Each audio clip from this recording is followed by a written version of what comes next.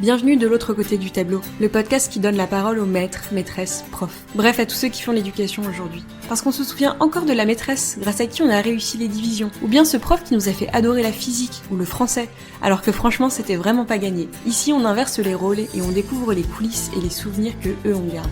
Je suis Valentine et j'ai toujours baigné dans le monde des profs. Alors en hommage à eux, et surtout pour dévoiler les coulisses d'un métier qui représente bien plus de challenges que l'on peut imaginer, passons de l'autre côté du tableau.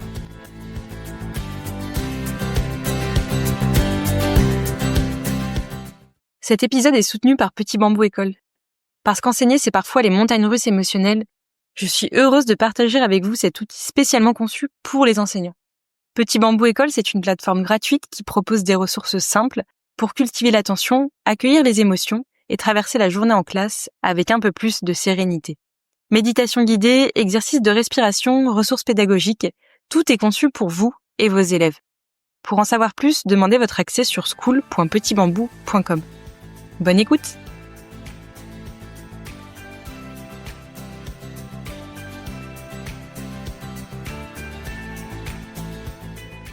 Il y a des choix de vie qu'on ne prévoit pas. Des chemins qu'on trace en pensant savoir où ils mènent, jusqu'à ce qu'une évidence vous attrape en plein vol. Jérôme, elle se voyait orthophoniste. Elle venait de la fac de médecine, sérieuse, déterminée. Mais ce sont ses cours sur le développement de l'enfant, sur l'éducation, qui ont tout changé. Elle a tout laissé pour devenir professeure des écoles.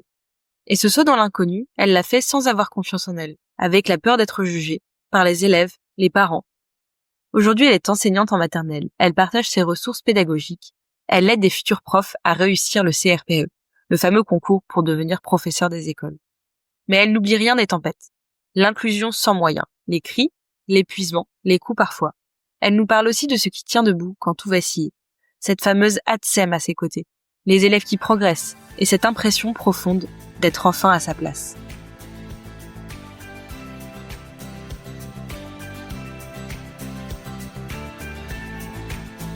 Bonjour Jérôme et merci beaucoup de venir à ce micro, je suis ravie de te recevoir.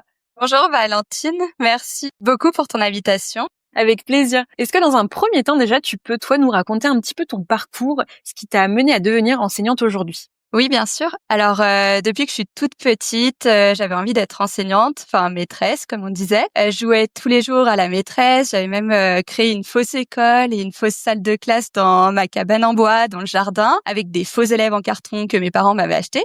Et en classe, voilà, quand j'étais aussi élève en élémentaire, j'adorais aider mes camarades à avoir un peu un rôle de tutrice pour leur expliquer ce qu'on avait appris avec l'enseignant.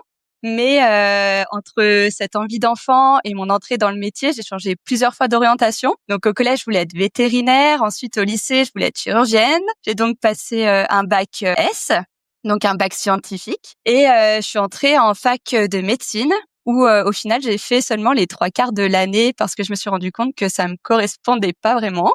Et suite à ça, je me suis orientée vers le métier d'orthophoniste. Donc durant 1 an, j'ai préparé et j'ai passé les concours d'orthophonie, mais malheureusement, je les ai loupés, même si c'est un métier qui m'aurait aussi beaucoup plu. J'ai intégré une licence. En L1, ça s'appelait le portail éducation, socialisation et langage. Et j'avais notamment des cours de sciences du langage, de sciences de l'éducation, de psychologie et de sociologie. Et en intégrant cette licence, le but, c'était que je fasse l'année de L1 tout en repassant les concours d'orthophonie en parallèle. Mais au final, ça s'est pas passé comme prévu. J'ai tellement aimé les cours de sciences de l'éducation et aussi ceux de psychologie et de sociologie qui étaient liés à l'enfant et à l'éducation que j'ai décidé de ne pas repasser les concours d'orthophonie et de devenir professeur des écoles. Ah, génial. Donc toi, c'est un peu à l'inverse. En fait, c'est vraiment les cours qui t'ont fait découvrir le métier et qui t'ont donné envie en fait de devenir instit. Oui, exactement. Enfin, vraiment, quand j'étais en cours de sciences de l'éducation, j'étais vraiment passionnée. C'était trop bien. Du coup, voilà, je me suis dit c'est vraiment ça que je veux faire. Donc voilà, j'ai fait j'ai obtenu ma licence de sciences de l'éducation et ensuite j'ai intégré le master MEF premier degré. Et après, j'ai obtenu le CRPE pendant mon année de M1. parce que quand je l'ai passé, c'était encore l'ancienne maquette de formation et on pouvait passer le CRPE dès le M1. Et après, pendant l'année de M2, j'étais donc PES, donc professeur des écoles stagiaires. Et j'étais la moitié de la semaine en formation à l'INSPE et l'autre moitié de la semaine dans ma classe de moyenne section grande section. D'accord. Donc toi, t'as pas fait vraiment ce parcours traditionnel où il y avait 3 semaines à la fac, 3 semaines en cours. Toi, c'est tout de suite dès le M2, en fait, t'es à moitié en cours, à moitié à l'école. Oui, alors ça dépend vraiment des académies pour le coup. Je pense que c'est un peu moitié-moitié en France. Il y a des académies où c'est 3 semaines, 3 semaines. Et nous, dans l'académie de Grenoble, du coup, c'est 2 jours par semaine en formation et 2 jours en classe. Après, ça, c'était avec l'ancienne maquette parce que depuis, ça a changé. Mais nous, en tout cas, dans l'académie de Grenoble, c'était comme ça. Ok, donc c'est pas mal comme format, ça, finalement, 2 jours, 2 jours. Toi, t'en as pensé quoi? Tu l'as vécu comment, un petit peu, cette deuxième année de master, justement, où tu vois les choses de manière un petit peu plus concrète? Oui, bah c'est vraiment ça. On était vraiment plongés dans le métier tout en ayant une formation à côté. Bon, après la formation, c'est beaucoup de théorie et pas trop de concret, quoi. C'est voilà. Donc heureusement qu'on avait les 2 jours en classe à côté. Voilà, c'est en fait au final c'est ça qui permet vraiment de se former plus que le master. Mais voilà, c'était une année qui était intéressante et je trouve que c'était bien de pouvoir être 2 jours par semaine dans la classe parce qu'on avait vraiment une continuité avec les élèves. Ça permettait d'avoir vraiment un suivi. Parce que du coup, là, dans ces 2 jours où toi, t'es en cours, le reste de la semaine, c'est une autre, c'est l'enseignante référente titulaire qui, elle, est là, en fait, toute la semaine. Alors bah là, j'étais avec une enseignante qui était sur plusieurs classes pour le coup. Donc elle était 2 jours dans la classe de moyenne section, grande section dans laquelle j'étais, et les 2 autres jours, elle était dans des autres classes de l'école. Ok, d'accord. Donc voilà. Sinon, souvent, c'est avec des enseignants qui sont à temps partiel, donc à mi-temps, ou alors avec des directeurs qui sont déchargés 2 jours par semaine. D'accord, ok. Ouais, donc effectivement, toi, quand tu arrivais à l'école, finalement, il y avait que toi dans cette classe-là. Enfin, tu étais vraiment, à ce moment-là, la référente. Oui, c'est ça, exactement. Pour revenir à toi, est-ce que tu te rappelles un petit peu, toi, de tes premiers jours en classe? Comment tu t'es sentie? T'es angoissée, t'étais stressée, t'avais hâte?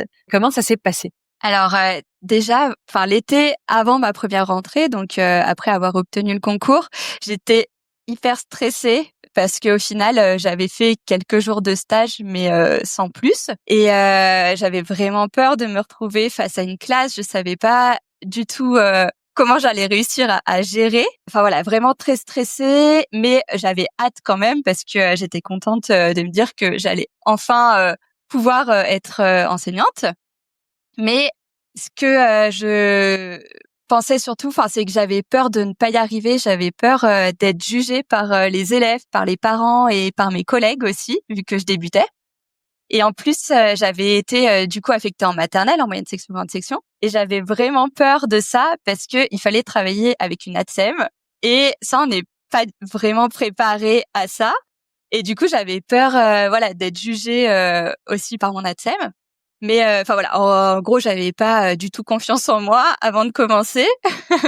Mais après, le jour de la rentrée, au final, quand les élèves sont arrivés, étonnamment, tout le stress s'est parti et j'étais juste heureuse d'être enfin maîtresse. Et j'ai constaté au fur et à mesure de la journée que les élèves n'étaient pas du tout dans le jugement. Et c'est ce que j'ai pu constater tout le reste de l'année aussi. Et qu'au final, ils savaient pas que c'était ma première vraie journée, enfin vraie année après en tant que maîtresse.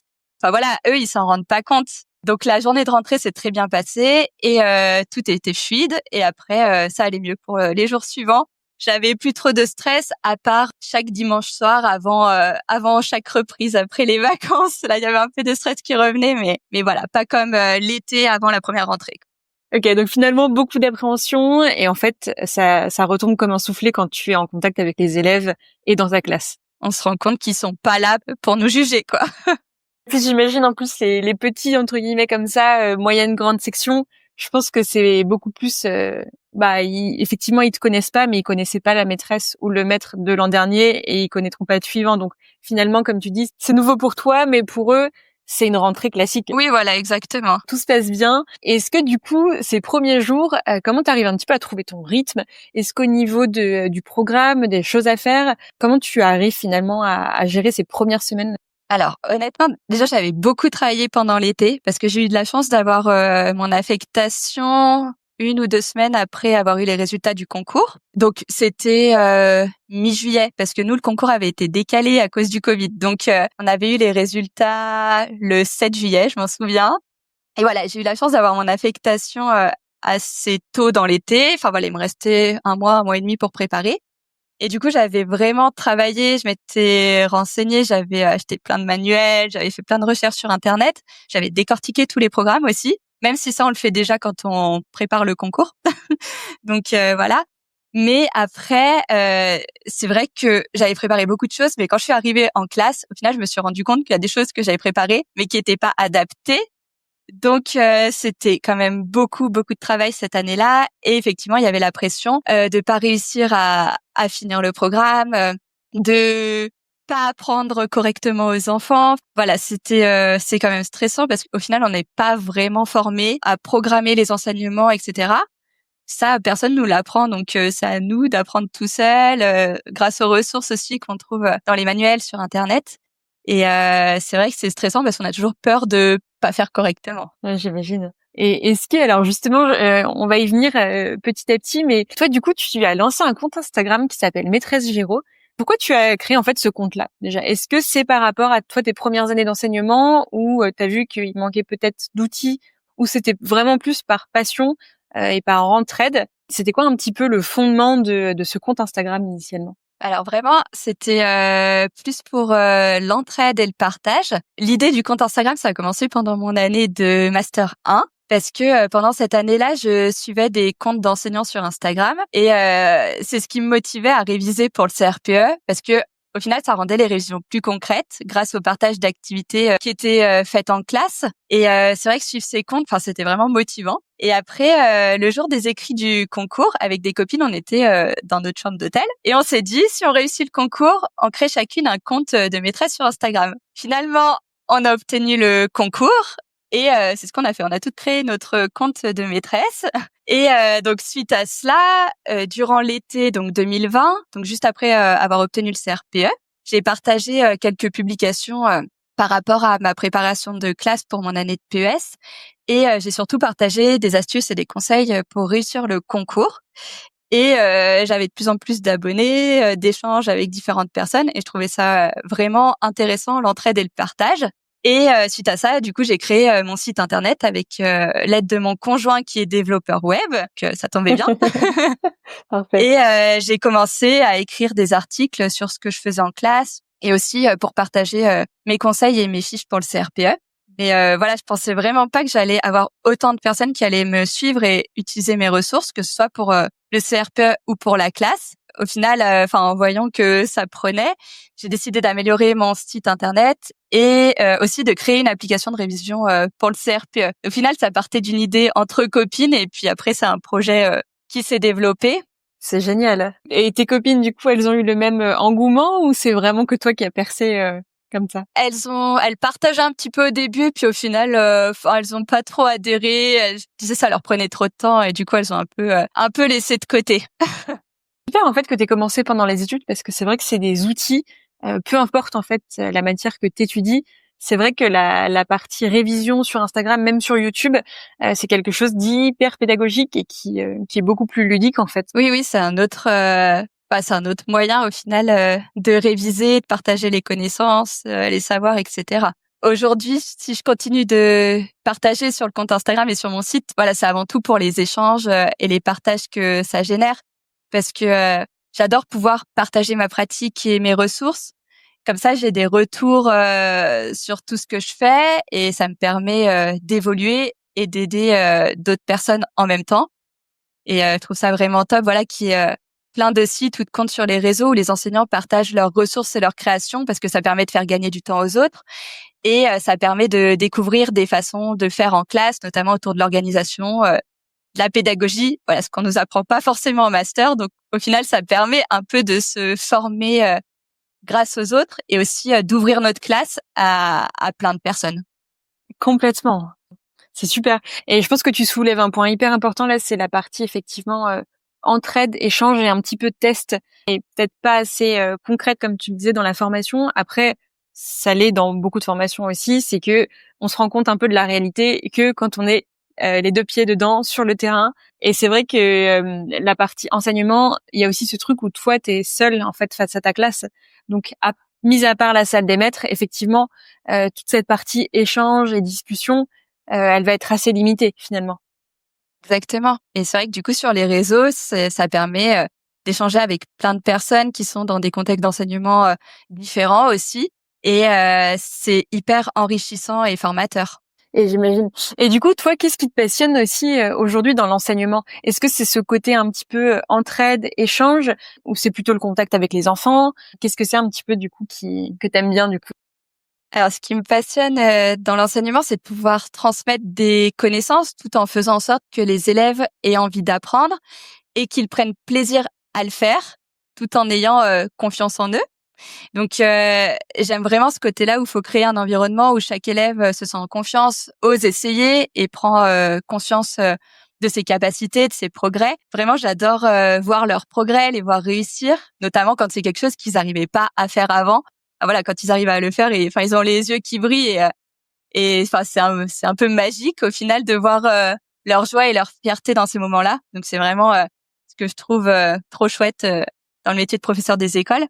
J'aime bien aussi observer les différentes procédures qu'ils mettent en place pour réaliser l'activité que je leur propose, parce que chaque élève a sa propre façon de faire ou de résoudre un problème, et je trouve que c'est vraiment intéressant de voir comment ils construisent leur réflexion, quelles stratégies ils mettent en place, et après voilà de mettre en commun tout ça. Parce que du coup, toi, là, donc t'avais commencé avec effectivement des maternelles. Aujourd'hui, tu es sur quel niveau là? Alors là, je suis en petite section, moyenne section au final, parce que j'ai bien aimé la maternelle. Mais après, entre-temps, j'ai eu... en fait, je suis titulaire de secteur. Donc, c'est-à-dire que je complète les enseignants qui sont à temps partiel ou les directeurs qui sont déchargés. Mais après, c'est un peu un poste où on comble les trous.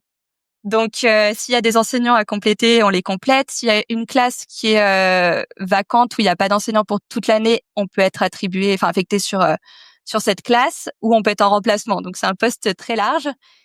Et voilà, au final, pendant 2 ans, j'ai complété des enseignants et j'ai pu voir pas mal de niveaux, que ce soit enfin CE1, CE2, CM2 ou petit, moyen, grand du coup. Et c'est vrai que parmi tout ça, j'ai bien aimé CE1, CE2, mais c'est vraiment la maternelle, coup de cœur pour la maternelle. J'imagine. Et alors du coup, pourquoi t'as décidé toi de faire titulaire de secteur? Parce que tu voulais justement voir le plus possible de choses, ou c'était un choix, ou finalement ça s'est fait un peu comme ça Alors, c'était pas un choix du tout. En fait, après, à la fin de mon année de master 2, donc quand j'ai obtenu le concours et ma titularisation, j'ai participé au mouvement pour faire des vœux de poste pour l'année suivante, et j'étais affectée sur un poste de titulaire de secteur. Alors, j'avais demandé des postes de titulaire de secteur, mais vraiment tout en bas de ma liste de vœux, parce que je m'étais dit, au pire, je serai titulaire de secteur, je compléterai des enseignants à temps partiel, mais au moins, je suivrai les mêmes classes toute l'année. Et j'avais fait ce choix-là de mettre à la fin de mes vœux des postes comme ça pour éviter les remplacements qui durent quelques jours. Parce que ça me faisait peur de quand on m'appelle le matin et que voilà, on me dit tu dois aller à tel et tel endroit sans que j'ai préparé. Ça, c'est un truc qui m'angoissait un peu. Si tu mets un certain nombre de vœux et qu'il reste, on va dire, de la place vide, automatiquement, t'es rattaché au remplacement. Si on n'a aucun de nos vœux, ils nous affectent sur un poste à titre provisoire. Donc ça veut dire que c'est que pour une année, et l'année d'après, il faut refaire le mouvement. Mais ils nous mettent là où il y a de la place. Donc il y en a qui peuvent avoir de la chance et se retrouver sur des classes où il n'y a pas d'enseignants, mais quand même la plupart du temps c'est sur des remplacements. Donc voilà. Et en plus, dans ce cas-là, on choisit même plus notre secteur, donc on peut se retrouver à l'autre bout du département. Donc nous, on nous conseillait vraiment de mettre les postes qu'on voulait vraiment au début, et puis après des postes qu'on voulait peut-être un peu moins, mais qui permettaient de limiter la casse pour quand même avoir quelque chose. Pour pas se retrouver à faire 2 heures de transport matin et soir, quoi. Exactement. Donc voilà, je me suis retrouvée titulaire de secteur et puis au final c'est un poste qui est quand même très formateur. J'ai pu découvrir plein de fonctionnements parce que j'étais dans différentes classes, je partageais des classes avec différents enseignants qui avaient pas forcément la même pédagogie. Voilà, c'était quand même très enrichissant, mais après c'est pas un poste que j'aime particulièrement parce que là cette année et l'année dernière, j'ai eu ma classe à 100% parce qu'il restait des classes de libre. Et du coup, j'ai eu de la chance d'avoir ma classe à 100%. Là, le poste de titulaire de secteur comme ça, là, ça me va. Mais quand il faut compléter des enseignants à temps partiel, c'est un peu délicat parce qu'on est 1 jour ou 2 jours dans la classe. On n'est pas la maîtresse de la classe. On est là juste 1 jour. Déjà, faut réussir, alors plus avec les plus grands, avec les cycles 3, mais il faut réussir à se faire sa place, à être respecté, etc. Et toi, dans ta tête aussi, tu changes vachement plus. Donc oui, puis en plus, voilà, faut connaître beaucoup plus d'élèves. Enfin, ça fait une centaine d'élèves. Voilà, il faut suivre tout ce qui se passe dans les écoles parce que on a différentes classes qui sont pas forcément dans la même école. Oui, ça fait beaucoup d'informations et c'est pas simple, voilà, d'être juste la maîtresse d'un jour. Et puis, mais ça, j'ai l'impression que c'est pareil, c'est assez, ça dépend vraiment de chacun parce que je sais qu'il y en a qui adorent voir plein de choses différentes et être un peu, tu sais, cet électron libre versus justement, j'en connais aussi beaucoup qui disent, moi, j'aimerais bien avoir ma classe, mon école, mes collègues, en fait, enfin, être vraiment implanté finalement dans là où t'es.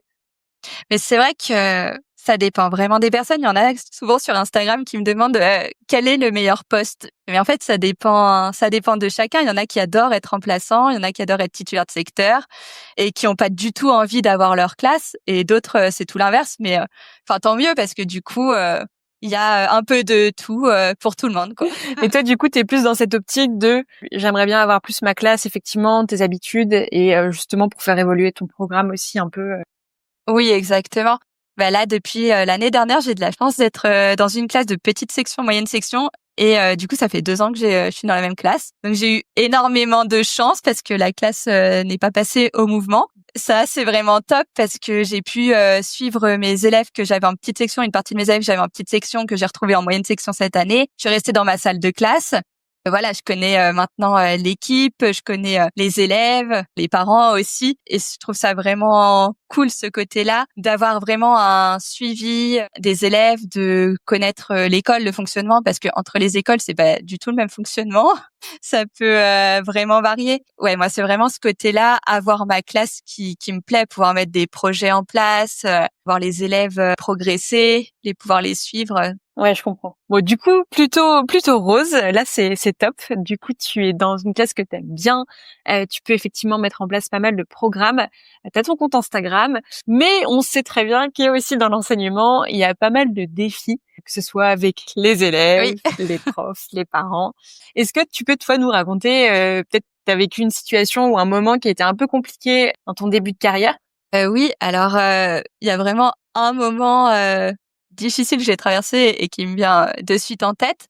C'était même plus qu'un moment parce que ça a duré 2 ans, 2 années scolaires. En fait, c'est quand j'ai eu dans ma classe un élève porteur d'un trouble autistique. Il est vraiment très mal vécu et j'ai mis environ 8 mois à m'en remettre physiquement et psychologiquement une fois que j'avais plus cet élève dans ma classe. Et c'était pas à cause de l'élève, mais vraiment à cause du manque de moyens pour l'inclusion de cet élève. Est-ce que c'était su qu'il était autiste ou justement, on savait pas? Alors c'était pas diagnostiqué au tout début, mais le diagnostic final n'était pas posé, mais les professionnels de santé nous disaient que tout allait dans ce sens-là.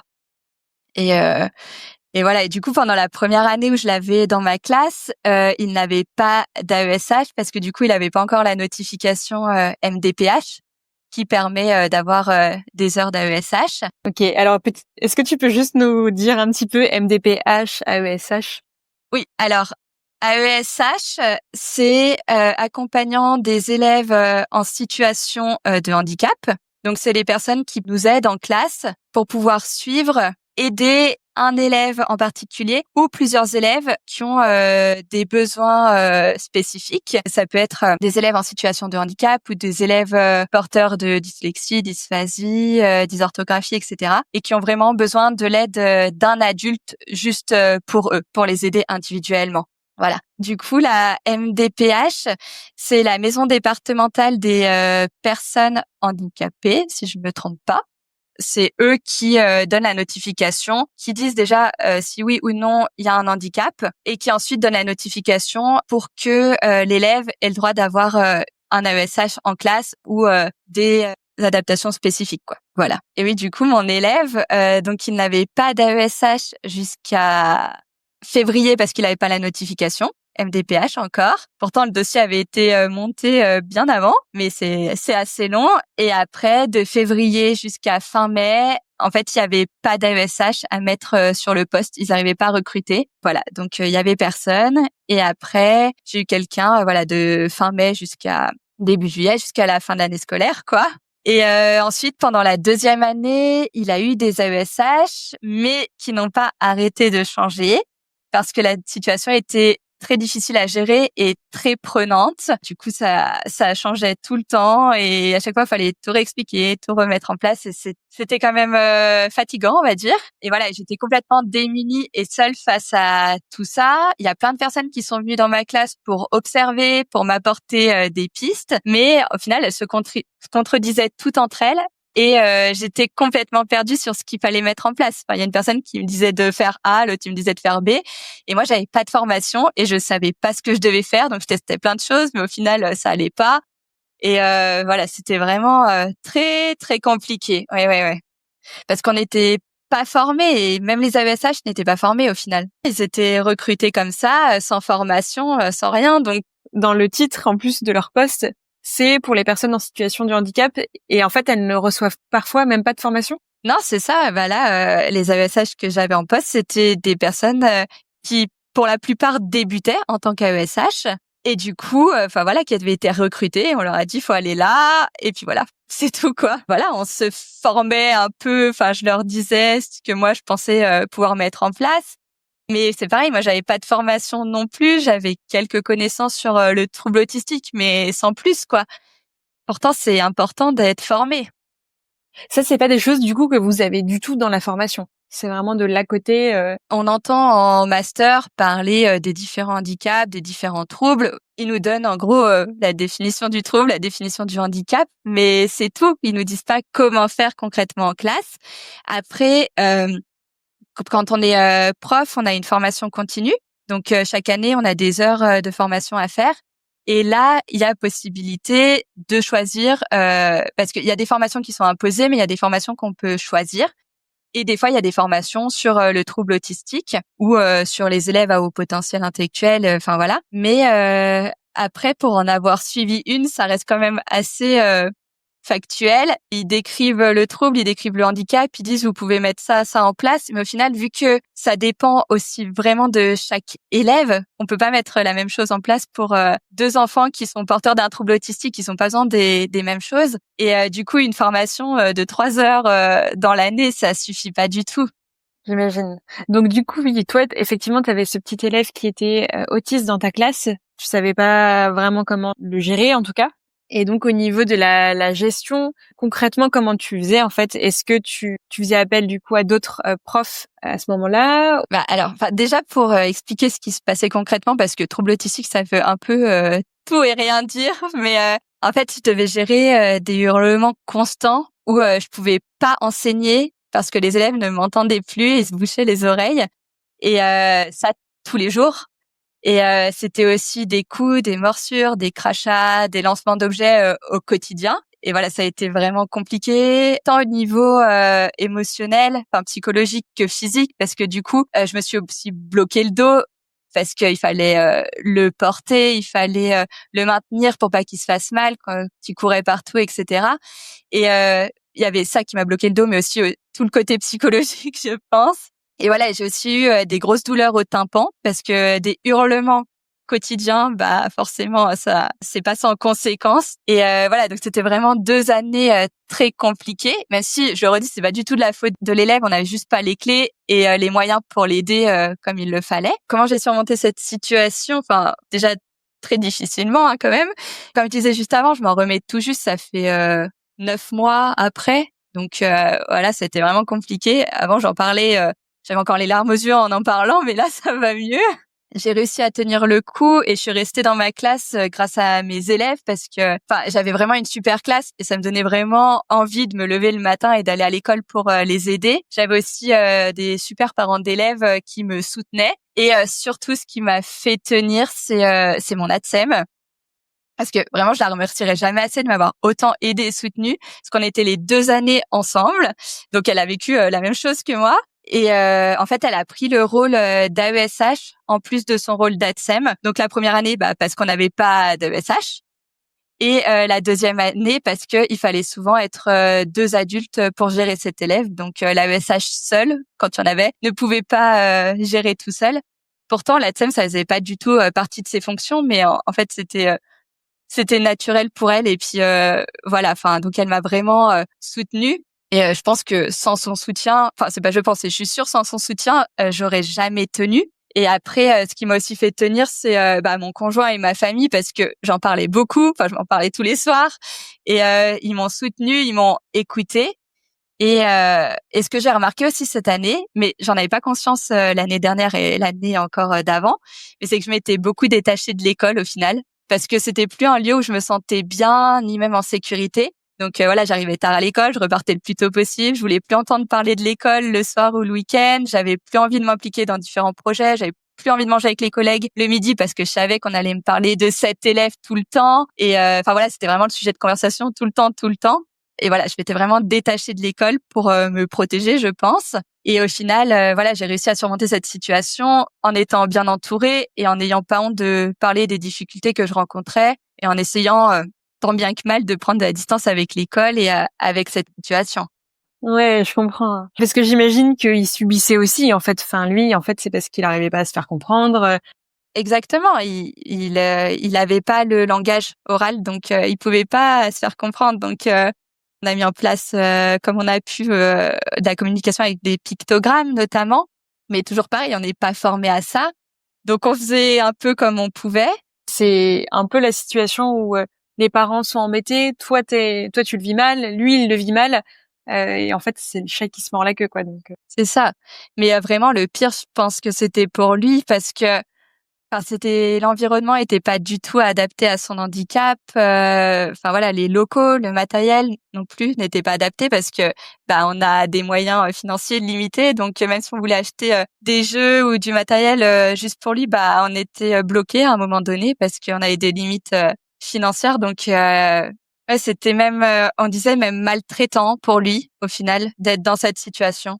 non mais je comprends parce qu'effectivement si t'as aucun moyen, aucun soutien et aucune personne dédiée, ou en tout cas ils sont pas forcément non plus formés, c'est hyper frustrant. Oui, c'est ça. Après, il y avait pas mal de personnes qui sont venues dans la classe, mais voilà, en fait, au final, elles venaient, elles observaient 15 minutes, 30 minutes, et après, elles disaient, faut faire ça, ça, ça. Mais en fait, c'était pas forcément adapté à l'élève. Et puis, une semaine après, il y a quelqu'un d'autre qui venait dans la classe qui disait, ah mais non, faut pas faire ça, il faut faire comme ça. Je dis, oui, mais on m'a dit ça la semaine dernière. Ils disaient, ah non, non, c'est mieux de faire comme ça. Et du coup, au final, c'était pire parce qu'on était encore plus perdus sur ce qu'il fallait faire. Bah ouais, lui ça lui change toutes ses habitudes en fait. Si un jour on lui dit A, le lendemain on lui dit B.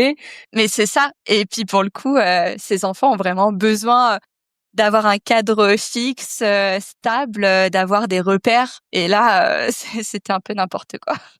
Et du coup, justement, pour revenir sur une note bien positive, est-ce que tu te rappelles d'un souvenir fort avec tes élèves où tu t'es vraiment dit, OK, en fait, je suis vraiment à ma place, j'adore mon métier ou... Oui, en réalité, c'est plutôt plusieurs souvenirs, plusieurs moments. Je me dis quand même souvent que je suis à ma place, notamment quand je prends le temps d'observer mes élèves et que je me mets un peu en retrait parce que sinon on est vraiment dans le rush, etc. et on prend pas forcément le temps d'observer. Mais des fois, je le fais quelques minutes, hein, voilà, je me dis que je suis vraiment à ma place quand je les vois épanouis, je vois qu'ils sont fiers d'eux-mêmes, qu'ils ont le sourire, qu'ils sont heureux d'apprendre, qu'ils sont heureux d'être à l'école aussi et qu'ils sont contents de progresser.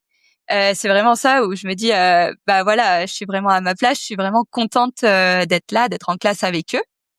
Et après, le dernier souvenir vraiment fort que j'ai en tête, c'est de cette année, c'est quand un élève de petite section qui n'arrivait pas du tout à s'exprimer, à prononcer des mots, a réussi à le faire et qu'il était heureux de voir que je l'avais compris.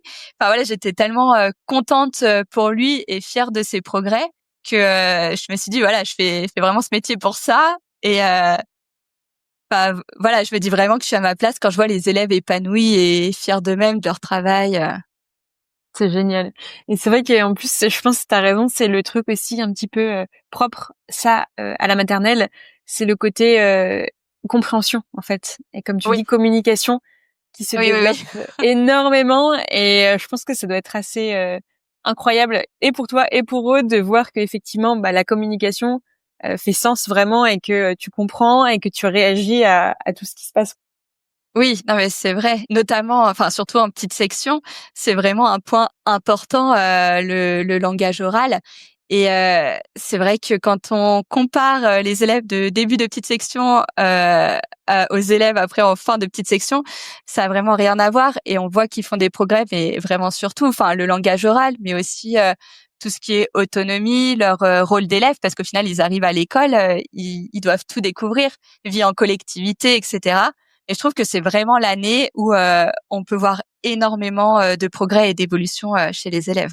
Donc là, il faut vraiment qu'ils apprennent. En fait, il y a une enseignante, il y a 25, 30 élèves, il y a une ATSEM. Et voilà, la maîtresse peut pas être là pour chaque enfant. Et c'est ça qui est un peu compliqué pour eux au début. Mais c'est ce qui leur permet de développer l'autonomie au final et de progresser aussi.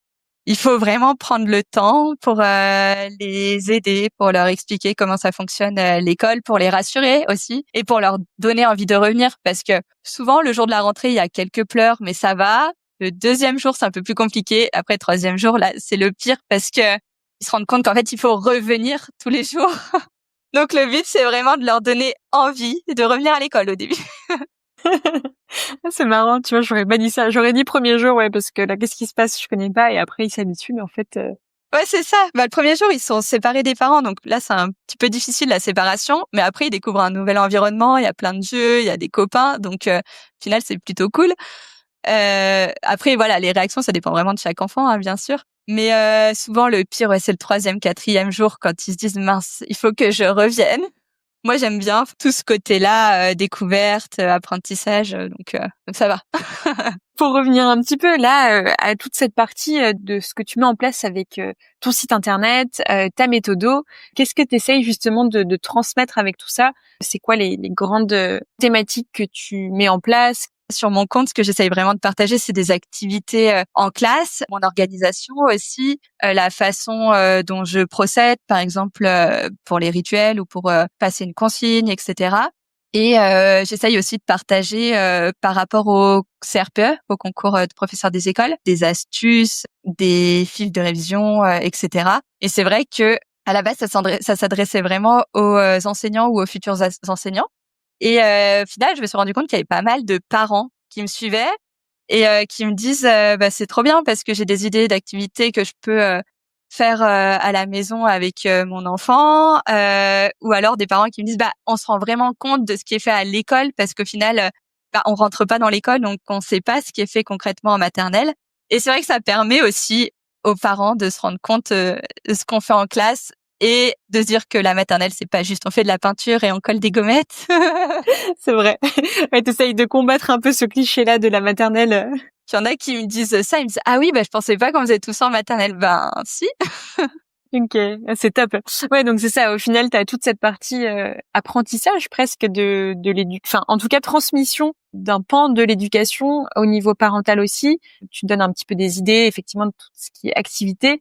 J'imagine que du coup, ça influence ton travail de manière hyper positive.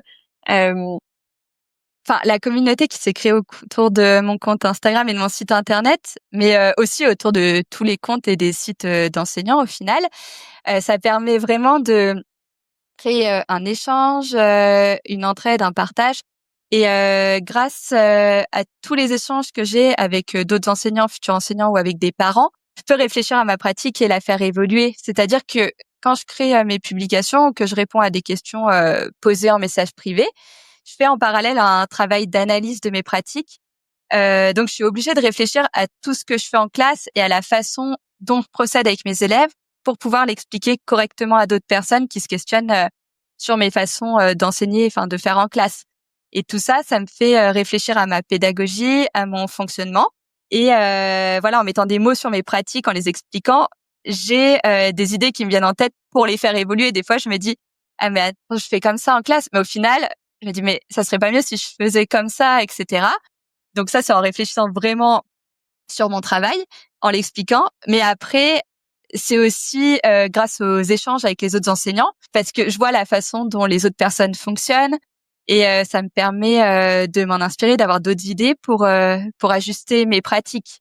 Et tout ça, c'est hyper formateur et voilà, pour réfléchir à son fonctionnement. Et les réseaux, c'est vraiment une façon d'ouvrir la porte de sa classe à d'autres personnes pour partager notre façon de faire, mais aussi pour recevoir des critiques constructives, pour s'améliorer et voilà, tout en ayant la possibilité de découvrir d'autres fonctionnements pour s'en inspirer. Complètement. Et puis c'est ce que tu disais aussi tout à l'heure. Je trouve que effectivement, l'éducation, en fait, c'est marcher aussi main dans la main avec les parents qui sont quand même majoritairement concernés aussi par tout ça. Évidemment, toi, c'est ton métier et il y a tout cet aspect-là, pédagogie, évident. Mais je suis d'accord qu'effectivement, d'ouvrir un petit peu les murs, les portes de la classe, c'est moi, Mano, qui me disait ça aussi dans le dernier épisode. C'est vraiment, en fait, de rendre un peu plus transparent tout ce qui se passe et, comme tu dis, d'être ouvert aux améliorations et notamment aussi aux inspirations. S'il y a des choses qu'ils trouvent trop bien, génial, on peut les réutiliser à la maison, etc. Oui, exactement. C'est vrai que ça permet vraiment de faire découvrir l'école à des personnes qui connaissent pas du tout ce milieu-là. Et c'est vrai que c'est intéressant. Après, en tant qu'enseignant, faut faire aussi attention sur les réseaux parce que il y a plein d'idées de partout. Et c'est vrai qu'en débutant, ça peut être un peu risqué parce que on a envie de s'inspirer de tout ce qu'on voit et au final c'est compliqué de faire le tri. Donc c'est très riche en partage, mais il faut quand même prendre du recul et savoir faire la distinction entre ce qui est bien ou ce qui est un peu moins bien ou ce qui est pas adapté à notre classe, parce que des fois ça marche dans une classe mais c'est pas adapté aux élèves des autres classes. Ouais, complètement. Et puis je pense que t'as raison, il y a aussi le truc c'est bien d'être vraiment à l'aise avec ta classe, ton programme, de savoir un peu comment les enfants fonctionnent aussi, avant de se dire je vais tester ça, je vais tester ça. Et du coup, toi là, si tu te revoyais à tes débuts, est-ce que tu aurais un petit mot pour toi? Qu'est-ce que tu aurais envie de te dire? Quel message là t'aimerais bien transmettre aux enseignants qui débutent? Alors déjà, par rapport à moi, je me dirais de me faire confiance, qu'il y a pas besoin que tout soit parfait parce que de toute façon, ça sera jamais parfait. L'essentiel, c'est de faire de son mieux et me dirais aussi de prendre plus de temps pendant mes journées de classe pour aller au rythme des élèves en m'adaptant à leurs besoins et que c'est pas grave si toutes les activités qui étaient prévues dans mon cahier journal ne sont pas toutes faites. L'essentiel, c'est vraiment que les élèves comprennent ce qu'on fait et pas de tout bâcler, que les élèves comprennent pas et ne retiennent pas. Parce que c'est vrai que quand on débute, enfin moi en tout cas c'était le cas, je sais pas si c'est pour tout le monde pareil, mais on se met une certaine pression, on a envie de terminer le programme, donc de finir nos programmations, nos progressions, on veut respecter à la minute près, mais vraiment à la minute près notre emploi du temps, sinon on se dit oh là là, et on a envie de voilà, de suivre à la lettre notre cahier journal, mais avec un peu d'expérience, on se rend compte que si tout n'est pas pile dans le timing qu'on s'était fixé, au final, c'est pas grave du tout. Et puis après, au niveau du message que j'aimerais transmettre aux enseignants qui débutent, c'est que il faut pas qu'ils doutent d'eux-mêmes, il faut qu'ils se fassent confiance, parce qu'il faut pas qu'ils oublient que tous les professeurs rencontrent des difficultés, même en ayant de l'expérience. D'ailleurs, c'est ce qui nous permet d'évoluer et de progresser ensuite. Et surtout, il faut qu'ils se souviennent qu'on ne peut pas apprendre un métier et tout savoir faire en quelques semaines ou en quelques mois. Donc voilà, il faut vraiment qu'ils aient conscience que le métier de professeur des écoles, ça prend durant toute la carrière et que c'est normal de rencontrer des difficultés. Et il faut pas qu'ils aient peur de demander de l'aide et de parler de leurs éventuelles difficultés aux collègues, aux conseillers pédagogiques ou à leur tuteur qui les suit. Il faut pas qu'ils restent dans leur coin avec leurs doutes. Et voilà, enfin, faut vraiment qu'ils gardent en tête que même s'ils rencontrent des difficultés, au final, chaque progrès d'élève, c'est déjà une réussite. Je trouve on l'oublie souvent. Alors moi qui suis pas professeur, justement, j'ai un peu ce recul-là, de me dire que effectivement, nous quand on arrive effectivement dans une entreprise, quand on est tout jeune aussi, que c'est notre premier métier, les gens sont beaucoup plus indulgents entre guillemets parce que ils savent qu'on vient d'arriver. Alors que c'est vrai que quand t'es prof, comme toi, tu te retrouves effectivement seul à ta classe, il y a cette pression que tu te mets mais doublement. Oui, Oui, voilà. Mais c'est vrai qu'on se dit quand même que on a 25, 30 élèves face à nous et qu'il faut assurer parce que il y a que nous pour les aider cette année-là. Et voilà, faut pas se louper. On a vraiment envie de faire de notre mieux pour les élèves au final. Ouais, complètement. Dernière petite question ici pour clôturer cet entretien qui était très intéressant.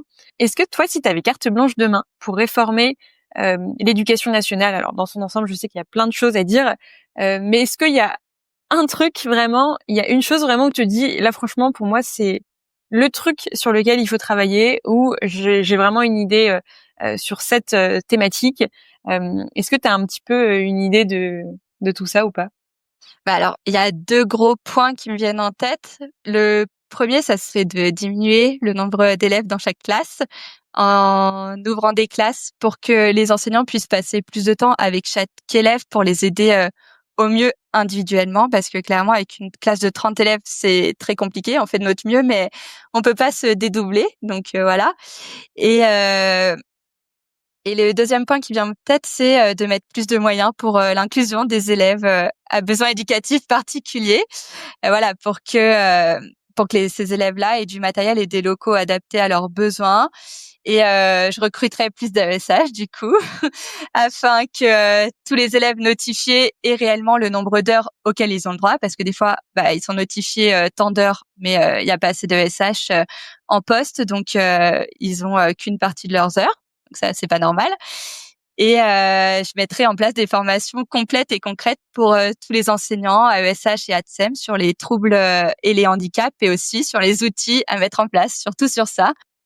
Et ce qui serait pas mal, c'est d'avoir dans toutes les écoles des professionnels de la santé comme des orthophonistes, des psychomotriciens, ergothérapeutes, etc. pour nous aider dans nos pratiques et aider les élèves au quotidien. Ça, on se le dit souvent avec les collègues, mais ça serait vraiment bien. C'est vrai. Ok, c'est super. Bah écoute, un grand merci Jérôme pour tout ton témoignage sur le sujet. Merci à toi. Et à très bientôt. Merci beaucoup, à bientôt.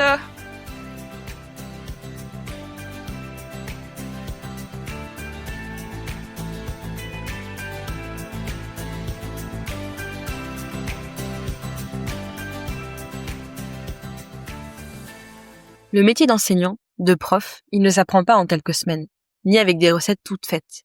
Jérôme le sait bien. Entre les joies des progrès des élèves et les défis du quotidien, il faut beaucoup d'énergie et de cœur. Elle nous rappelle que chaque petit pas, même le plus discret, est une victoire. Que l'essentiel, c'est de faire de son mieux, d'écouter les élèves, de s'adapter, encore et toujours. Parce qu'être prof, ce n'est pas juste un métier. C'est un engagement, un lien humain, un voyage qui transforme autant l'enseignant que ses élèves.